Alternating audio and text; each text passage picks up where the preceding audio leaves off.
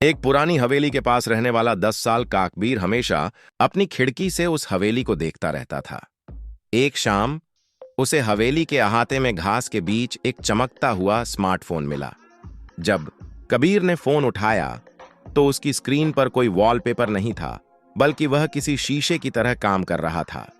लेकिन अजीब बात यह थी कि उस फोन के कैमरे में कबीर को अपनी परछाई के पीछे एक तीसरा हाथ दिखाई दिया, जो असलियत में वहां नहीं था।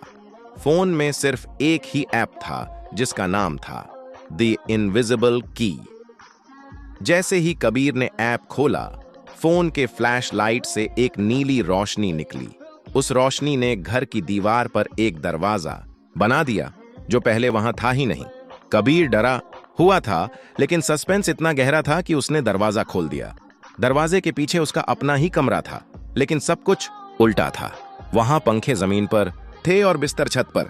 वहां की परछाइयां खुद ब खुद हिल रही थीं। तभी फोन की स्क्रीन पर एक मैसेज आया, सावधान, अगर 10 मिनट में वापस नहीं आए तो तुम्हारी परछाई असली बन जाएगी और तुम हमेशा के लिए परछाई बन जाओगे। कबीर तेजी से मुड़ा, लेकिन वह जादुई दरवाजा गायब हो चुका था। उसे समझ आया कि उसे उस अदृश्य चाबी को फिर से ढूंढना होगा। उसने देखा कि उसकी परछाई धीरे धीरे दीवार से बाहर निकल रही थी और उसकी जगह लेने की कोशिश कर रही थी। तभी उसे याद आया। उसने फोन का कैमरा ऑन किया और अपनी परछाई की फोटो खींची। जैसे ही फ्लैश चमका, एक जोरदार धमाका हुआ और कबीर वापस अपने असली कमरे के फर्श पर गिरा मिला। ट्विस्ट। कबीर ने राहत की सांस ली और फोन को दूर फेंक दिया।